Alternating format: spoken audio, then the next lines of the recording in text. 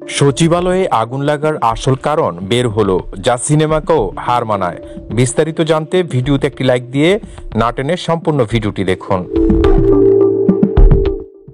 দর্শক, সচিবালয়ের আগুন 6 ঘন্টা পর নিয়ন্ত্রণে এলেও অগ্নিকাণ্ডের কারণ তাৎক্ষণিকভাবে নিশ্চিত হতে পারেনি ফায়ার সার্ভিস।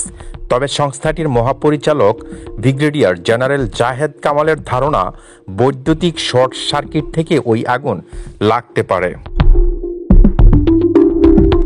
বৃহস্পতিবার 26শে ডিসেম্বর সকাল 6:45টায় সচিবালয়ের সামনে ব্রিফিংয়ে তিনি বলেন, সচিবালয়ের আগুন লাগার কারণ সম্ভবত ইন্টেরিয়র ডেকোরেশন ছিল।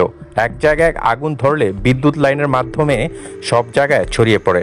এটা হতে পারে, কিন্তু প্রাথমিক কারণ এখনও আমরা বের করতে পারি নাই। আগুন নেভানোর পর আমরা যখন সব জায়গায় তল্লাশি করব, তখন আপনাদেরকে বলতে পারবো। ব্রিগেডিয়ার জেনারেল জাহেদ কামাল জানান, আমরা যতটুকু জানতে পেরেছি 3টি জায়গায় একসঙ্গে আগুন দেখা গেছে।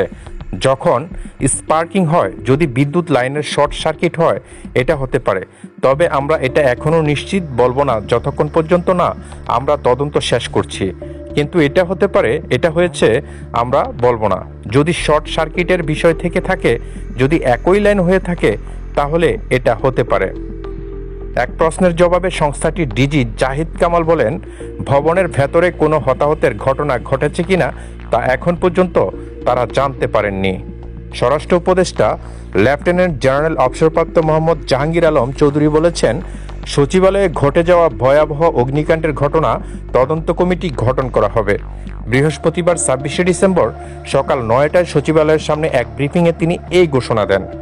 নৌবাহিনীর senior chief petty officer Aminul Islam জানিয়েছেন, সচিবালয়ে লাগা আগুন পরিকল্পিত হতে পারে, কারণ আগুনটা লেগেছে 6 তলায়, 9 তলার পাশাপাশি মাঝেও।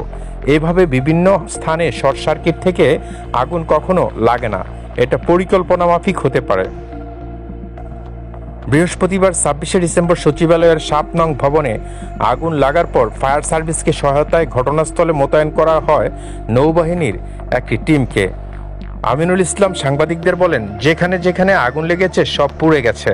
আমরা সব এখনো আইডেন্টিফাই করতে পারিনি, তবে করব। আমাদের নৌবাহিনীর টিম এখানে আছে, কাজ করছে। কেন মনে হচ্ছে এটা পরিকল্পিত অগ্নিকাণ্ড জানতে চাইলে নৌবাহিনীর সিনিয়র চিফ পেডি অফিসার বলেন, শর্ট সার্কিটের আগুন লাগে এক জায়গা থেকে, সব জায়গায় একসঙ্গে ছড়িয়ে পড়ে না। এই আগুন একসঙ্গে বিভিন্ন স্থানে লেগেছে।